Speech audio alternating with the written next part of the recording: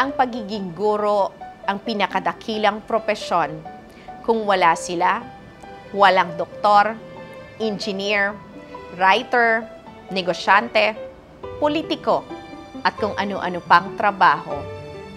Ngunit nang nakilala ko si Teacher Jenny, nagtuturo sa mga katutubong ITAS sa liblib na lugar sa Capas, Tarlac, mas inangat pa niya ang pagkakaintindi ko sa salitang kadakilaan. Ako po si Ate Roslyn at samahan niyo po akong alamin natin ang real life story ni Teacher Jenny. Mga kwento na may pagmamahal sa kapwa. Mga kwento na may puso para tumulong. Mga kwento ng pag-asa. Ako si Ate Roslyn at ito ang real life stories ng bawat Pilipino.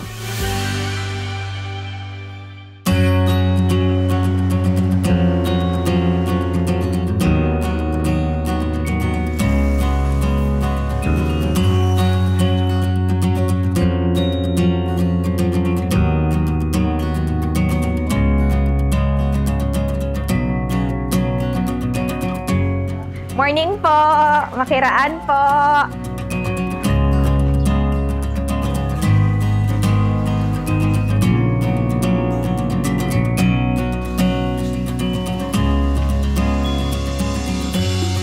Good morning po! Hi, Teacher Jenny. Good morning po. Rose po, from Roslyn Foundation.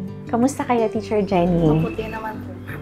Mabuti naman. Nakapag-almusal na ba kayo? Ayun po, naghahanda ka, hahanda ko pala. Mag-aalmusal? Sige po.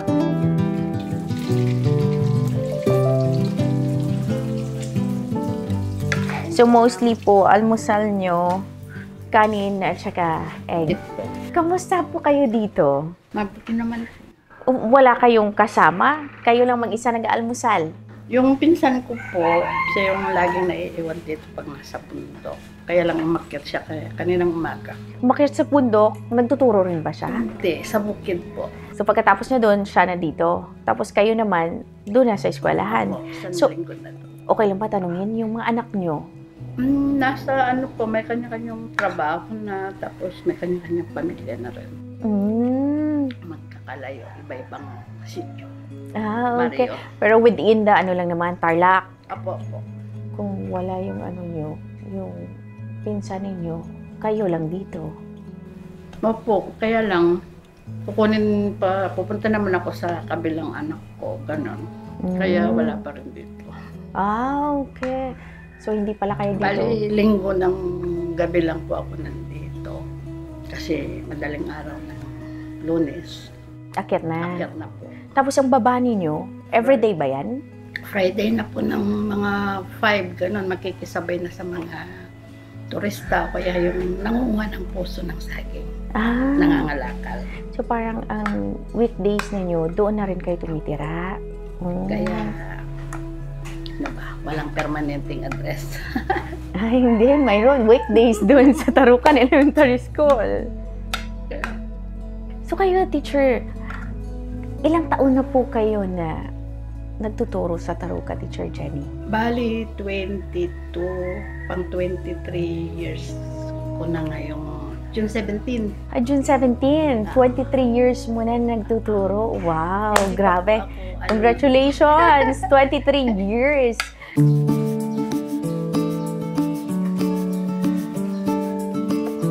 Sinasabi niyo po, itong picture na to, hindi pa kayo nakapasa. Hindi po 2016. Hindi po. Kailan po kayo, anong year kayo nakapasa? March 19 yung exam ko, 2016. Yan yung pinakamaswerteng taon. 2016. At balita ko po, ilang take kayo bago nakapasa? Bali, 25 times, 24 times akong bumagsak. Pero ano yung nagtulak sa inyo na kahit na bumagsak na kayo ng 24 times, go pa rin? Baka ito na yung chance. Kwan po yun, ma'am, kasi pagka-graduate ko, nagturo kasi ako agad. Kasi yun yung privilege namin bilang mga katutubo. So, sinusubukan ko pa rin mag-exam kasi alam, nandun yung mga batang katutubo. Tapos yung mga anak ko that time is nag-aaral na nasa high school papuntang college na. So, pinilit kong makapasa. Natapos ko na yung masteral ko 2013. So, nauna yung masteral bago yung pagpasa. Yun. Ito yung mga ma'am. Yung bagong kasama ko ngayon. Yan na ngayon? Opo. Noong 2020 na. At saka, Teacher Jenny, balita ko may PhD ka na rin. Natapos ko po siya noong 2021. Pandemic pa noon. So, balikuan po pa. Ito po yung mga dapat kong dalhin. Ito na ba yung supply for 1 week? Ano po siya, ma'am? Bali, pagkain ko na po siya. Ang ginagawa ko po, Ito bigas. Opo. Ito po, Yung gatas. Gatas na lang po yung pinapa-anlin. Anlin. Pinag-anlin ako ng mga anak ko. So, Mm. may taga-supply. So, nilagay ko na para, kesa naka-plastic po, masabing gano'n. Lagay na lang dyan para safe yung pagkain mo. So, Teacher Jenny, dahil paakyat po kayo doon, sasamahan po namin kayo. So, ma'am, may kasama akong maglakad. Oo. Tara po. Sige, let's go po.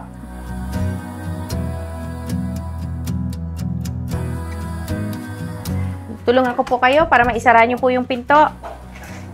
Sara na yan? Nakalock na yan? Ay! Ito lang po yung ilalak. Sige. Bye! Let's go. Tulungan ko na lang po kayo. Lumaki rin po ako sa probinsya. Naging scholar rin po ako.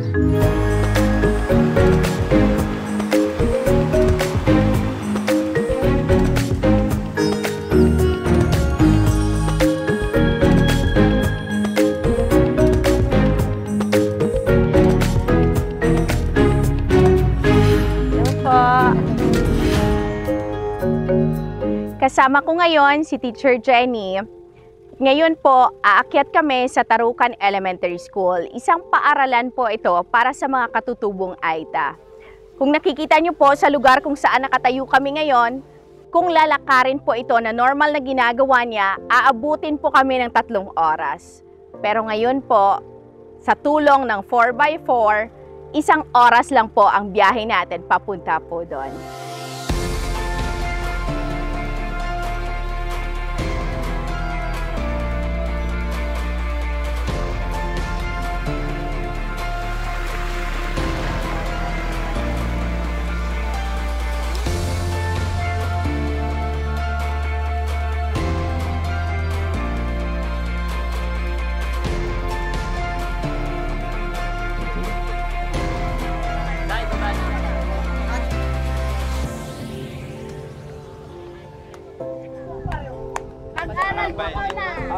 So, hanggang dyan lang po ang inabot ng sasakyan po natin. So, ngayon, kailangan natin maglakad po para makaabot tayo sa Tarukan Elementary School po. So, let's go, teacher. Pag gusto niyo magpahinga, magsabi lang. Sabi kayo. Malapit na lang naman. Sa probinsya pa naman, Teacher Jenny, pag sinabi mo na malapit. Ibig sabihin, times ano pa yan? Diba? Pero sa akin yung malapit, ma'am, ganyan lang talaga. Pero sa amin, sa Aita, pag sinabing dyan lang. Ilang bundok? 3-5 bundok. Pag sinabing ganyan, dyan lang. Kaya ako pag sinabi kong malapit, talagang malapit na. Malapit lang. Ayan na. Apo, kaya malapit lang siya. Kaya ano lang, mahirap lang yung paakyat. Kasi matarik. Oo. So, hihingalin ka talaga. Pag mabilis to pababa. Kaya, okay.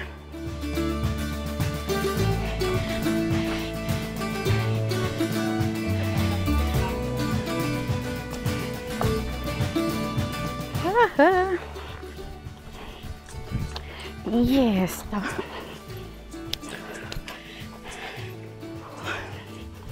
Ito, bahay na Teacher Jenny. bahay na po yan.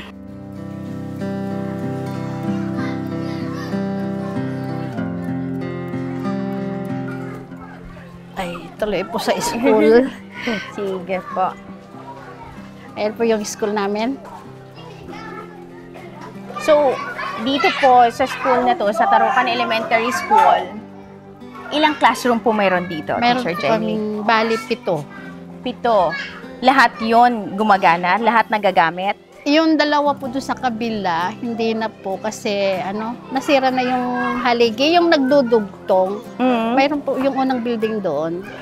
Nasira. Puntahan po natin, ma'am. Sige, tingnan natin. Ayan po. Di na po namin talaga siya nagagamit. Matagal na hindi siya ginagamit, Teacher Jenny. Nagamit pa naman po namin bago mag-lockdown. Ito po yung problema namin. Ay, yung kahoy niya. Kahoy.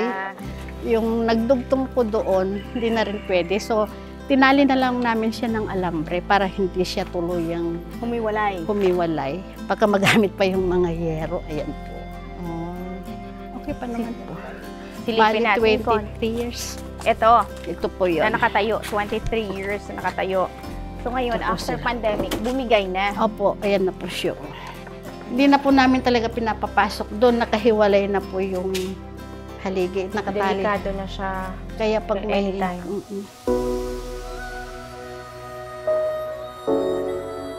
Health center po. Health center. Wala nang Wala gumagamit. walang gumaga. After pandemic, kasi sira-sira na rin siya. Wala na.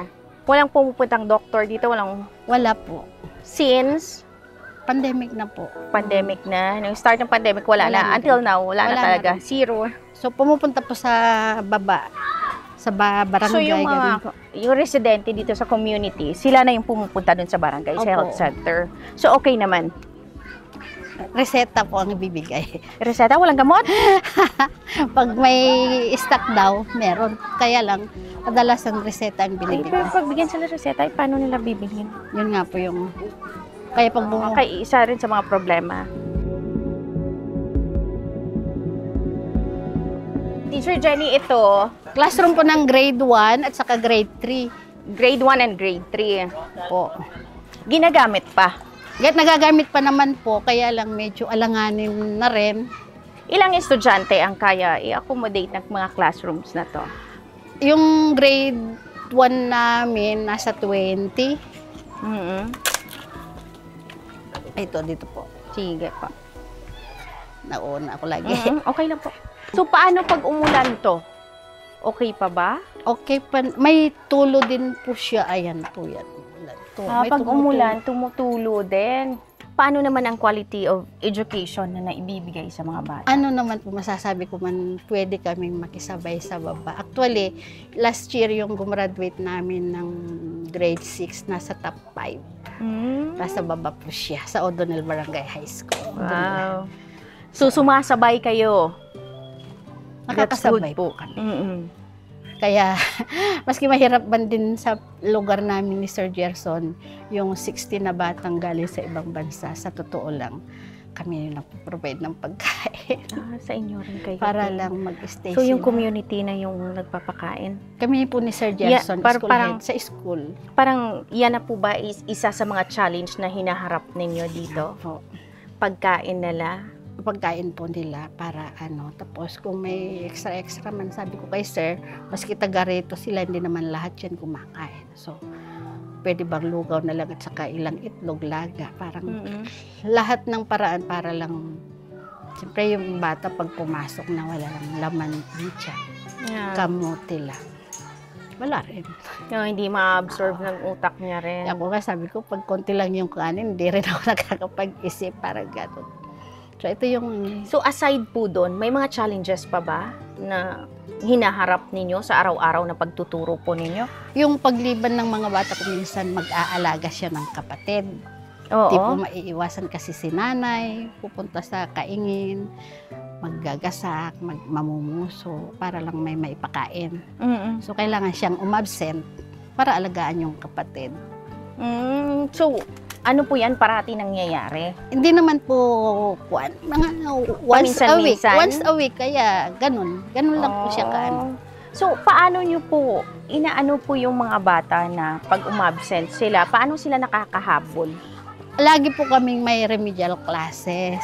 Imbes na minsan half day lang noong nagho-whole day na kami. Lalo nung tag-araw, half day kanila, hindi kami nagha-half day. Whole day pa rin. Para makahabol sila. Kaya yan ang isa sa mga reason kung bakit ang mga estudyante nyo dito ay nakakasabay sa estudyante sa baba. Opo. Teacher Jenny, total ng estudyante dito sa eskwelahan, sa Tarukan, 236 po. hinahati kung saan may available space, doon nyo sila nilalagay para makontinue lang. Lalo ngayon po, sira yung dalawang school Oo. building. Dito, isa dyan. Oo. Sabi nyo nga sa akin earlier kahit umuulan, lalo na dito kasi doon, tulo lang, Oo. continue pa rin. So Oo. what if dito? Wala siyang ulan, kaya lang yung tubig papasok din. So, ganun pa rin, basta makapagklase lang. So talagang ginagawa ng paraan. Nagagawa. Sabi nyo nga sa akin, di ba, kahit may ulan, hahanap lang ng lugar na hindi sila mababasa, tuloy pa rin. Tuloy po yung klase. Teacher Jenny, ilang taon ka na nga ulit dito sa Tarukan? 23 years na po nung June 17. Sa loob ng 23 years, nung sumama kami sa iyo paakyat dito, nakita ko yung hindi madali ang pinagdadaanan mo. Mahirap. Ang layo. Lalo pa naglalakad. Yun, Mas sumakay na tayo. So, ano yung nagpo-push sa'yo na continue mo pa rin sa loob ng 23 years and counting pa? Kwan po, dahil nga mahirap yung, maski sabihin ko taga rito na ako, ay ako. Mas mahirap yung pag nawala ako, walang hahalili. Nasa baba lahat yung teachers. So, mas mahirap na yon. Kaya, wish ko na pagdating ng 7 years pa, magre-retiro ako, may hahalili. Nandito. Hahalili sa inyo na mula rin dito sa kanila. Opo. Yun yung dahilan bakit hanggang ngayon nandito pa ako. Yun yung, kumbaga, yun yung advocacy ninyo. Yun yung legacy na gusto niyo iwan dito sa mga kapwa niyo, Aika. Teacher Jenny, kasi nga, di ba, yung iba, malalayo, ilang bundok pa yung pinanggalingan ng mga bata. So, ang balita namin dito ay mayroon kayong dorm para sa kanila. Opo. Bago pandemic, may alaga kaming 30. Kasama po namin doon sa bahay. Pero nung nagulat kami bigla nag face to face, yung 30, naging 60. Bigla din kaming naging 7. Sabi ko, saan ko kaya ilalagay itong mga bata na ito? Ano yung problema? Sabi ko, malaking problema kasi sabi ko, sir, yung alaga mo na 30 dati sa bahay, biglang lumobo, naging 30. Paano yung bahay? Lumobo din kami, naging 7 kami, pangwalo yung school head. Anong problema? Yero. Pinigyan ako ng yero, 60. Biglang, gawin mo na kayang konkreto. Baka bukas makalawa, hingin mo, sir, walang pako, yung dorm, yung bahay ng mga bata. So, naging konkreto siya. So, inayos. Naayos po So, siya. titingnan natin ngayon. Opo. Sige pa.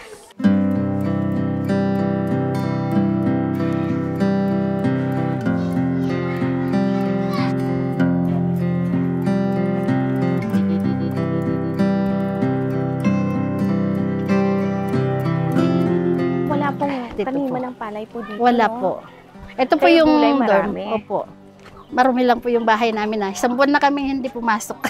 Isang buwan. Ayan po yung bahay namin.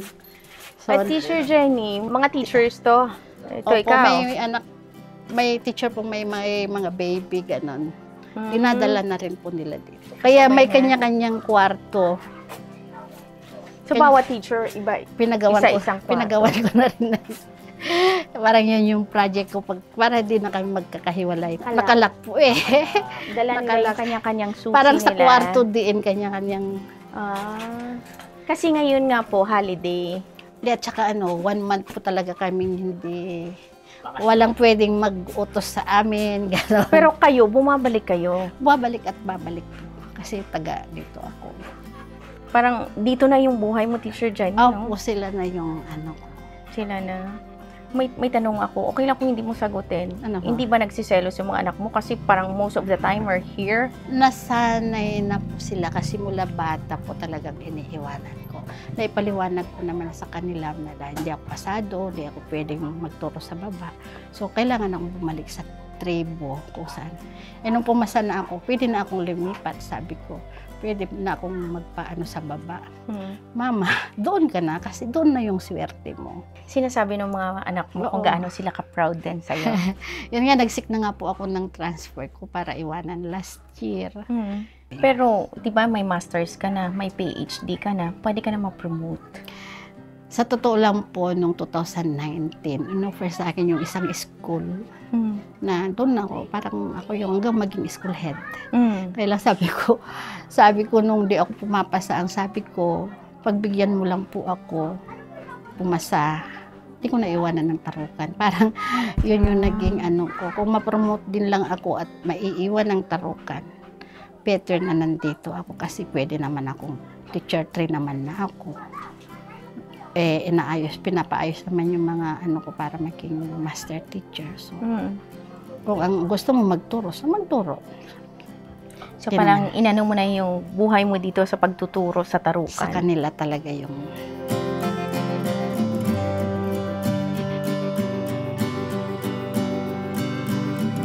Teacher Jenny, di ba, ito yung teacher's quarter ninyo. So, dito kayo gumagawa ng mga lesson plans nyo, lahat ng kailangan nyo sa school. Nagagawa po namin dati nung may yung solar namin malakas pa. Kaya lang, ang ginagawa namin, bago kami umuwi ng hapon, doon natatapusin lahat-lahat. Kasi dito, wala na pong ilaw. Sa school na? Sa school na yung halimbawa. So, paggabi, wala kayong ilaw dito? Walang ilaw. Kasi hindi na kayang suportahan ng solar ng pamayan. Gaya na yan, wala na pong araw. Hindi na siya kakarga. So, wala po kami. So, parang nagsisindi na lang kayo ng ang tawag yan? Yes. May mga kanya-kanyang yung may radyo naman po na may solar, gano'n, may ilaw. Yun na yung... okay. So, ito na po yung... tayo sa quarters ng mga bata, sa dorm nila. Ito po yung dorm. Paggawa po ng Carbalita Review Center. Yung batch 2022. Nanghingi po ako ng yero para sa 60 na bata. Kaya lang, sabi ng mga estudyante buong Pilipinas, mas safe ang mga bata kung konkreto. So, sila na yung mga nagre-review, sila po nang donate.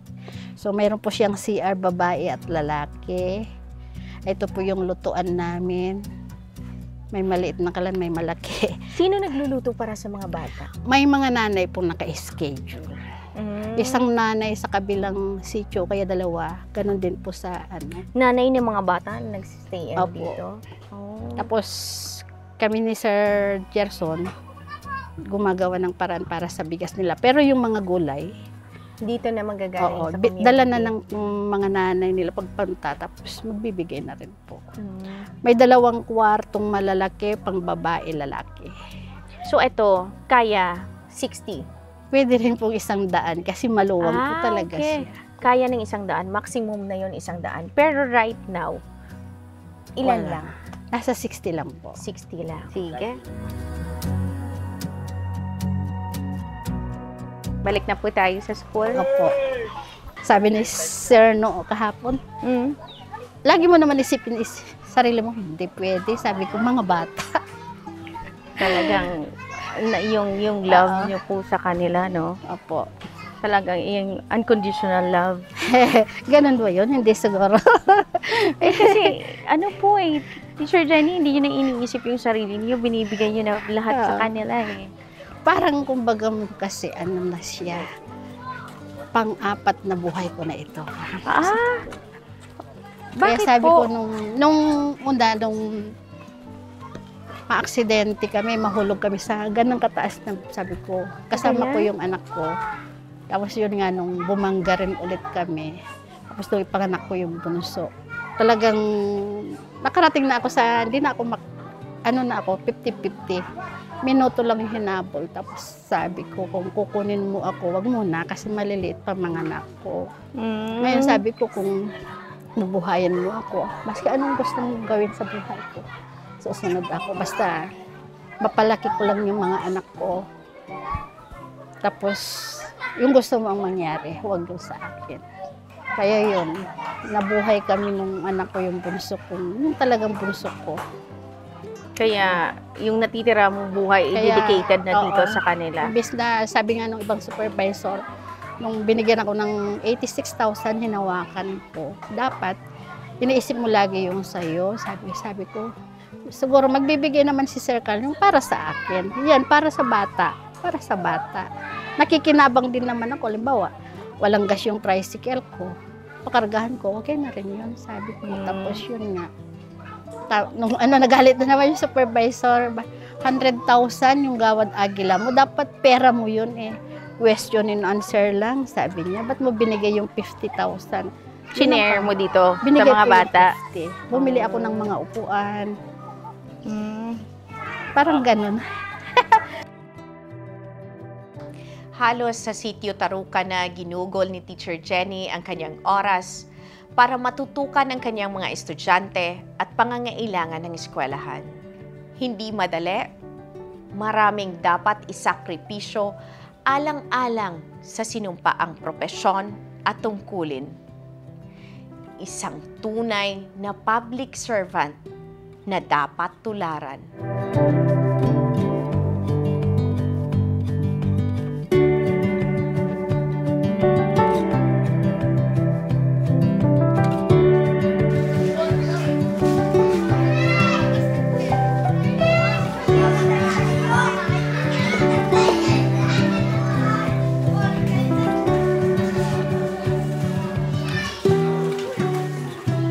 Ngayon po, magluluto tayo ng miswa. Lalagyan lang po natin siya ng mga gulay-gulay.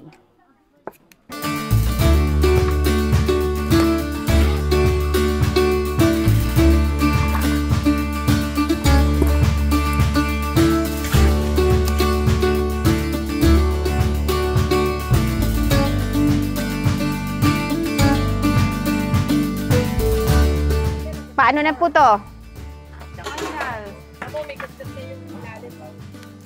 Ano na yan siya? Okay na.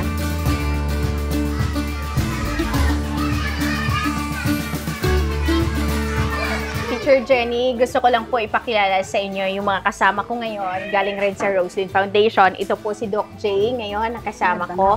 Para i-check rin niya yung mga bata. And also, si Ate Lala, yung wife po ni Doc J, na siya naman po magbibigay ng miswa para po sa mga bata.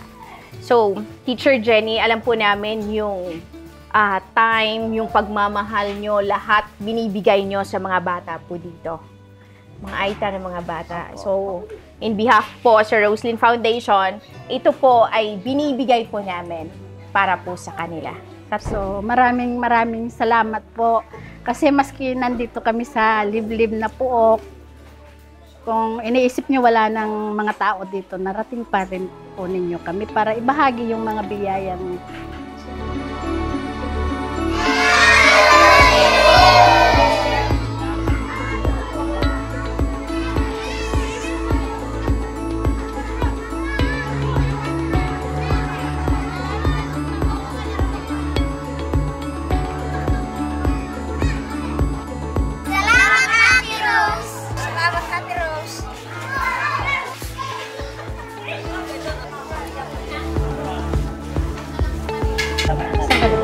Teacher Jenny, sir, we appreciate po yung ginagawa ninyo na pagtuturo sa mga bata. Despite po sa mga challenges po na pinagdadaanan ninyo, still nandyan pa rin po kayo to continue na in-nurture po sila. So, in behalf po sa Roslyn Foundation, ito po ay para po sa inyo na teachers at para sa mga bata na nagdo-dorm. We have kumot po, ito yung bigas, dahil sa sarili nyo pang bulsa nang gagaling yung pambili. So, we have here po, may mga ano na rin po tayo, Milo, coffee. Ito po, printer, para may magamit po kayo. Para po sa mga reports po ninyo, bond paper po. Ito rin, mga pagkain po yan.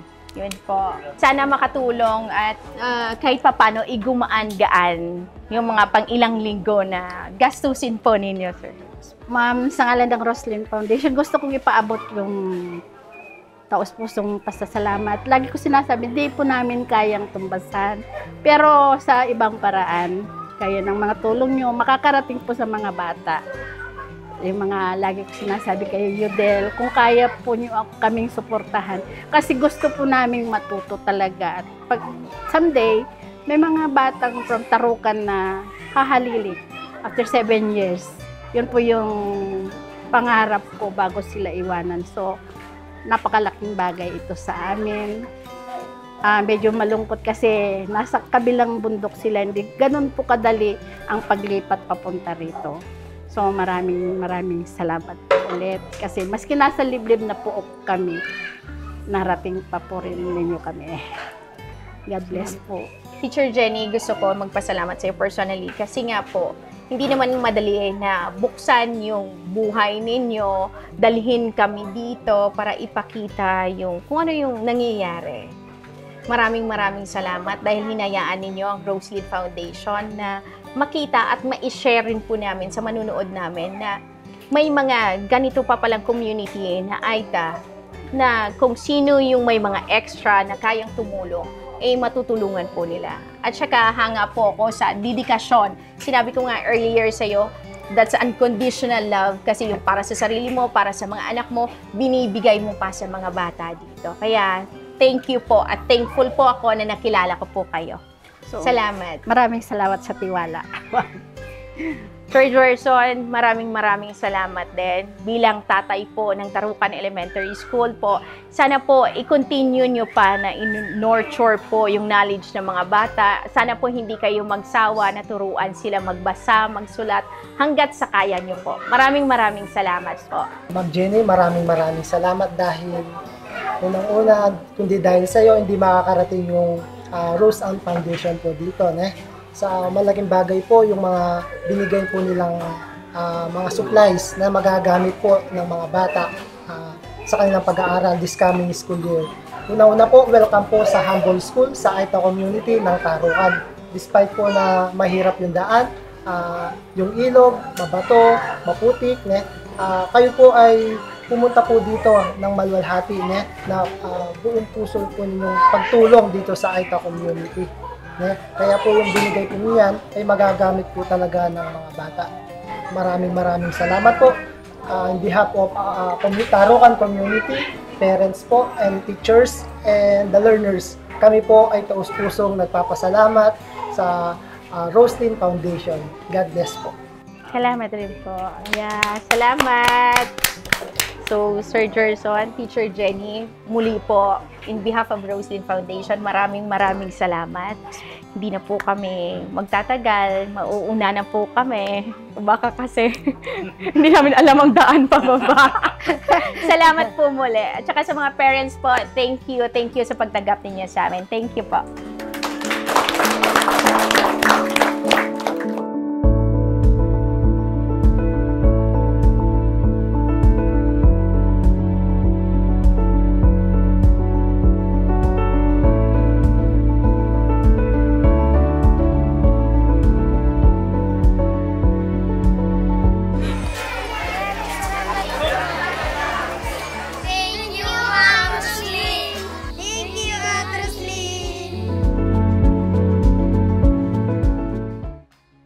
Tunay na huwara ng kadakilaan si Teacher Jenny na mas lalo po niya akong binigyan ng inspirasyon na makapaglingkod sa ating kapwa, lalong-lalo na ang napabayaan ng mga nasa pwesto. Salamat sa pagbahagi mo ng iyong kwento, Teacher Jenny, at makakaasa kang narito lamang ako at ang Roselyn Foundation na patuloy na tutulong sa mga katulad mo. Ako po si Ate Roselyn at ito ang real life stories ng bawat Pilipino. Lalaki man o babae o miyembro ng LGBT community, lahat po tayo ay naghahangad ng magandang kinabukasan. Ito ang kwento ng magkaibigang Michael at Wallen na buong sipag at magdamag na nangingisda para pantustos sa kanilang pag-aaral. Opo, nandoon po yung mahirap po talaga at saka pagod po talaga yung nararamdaman namin pagdating po sa bangka. Pero po, napaka-worth it po kasi kapag meron po kaming huli o nauuwing pera. Kung ilang mapagod, at least may kita kami. Totoong buhay po, sobrang hirap na po talaga kami lalo nag-aral po. minsan po sinasabi namin, huwag na tayo mag-aaral at sabi, ay na naman tayo ate, tingnan nyo na lang yung mga classmate na, sila, magaganda na ng buhay, tapos tayo, ganito pa rin.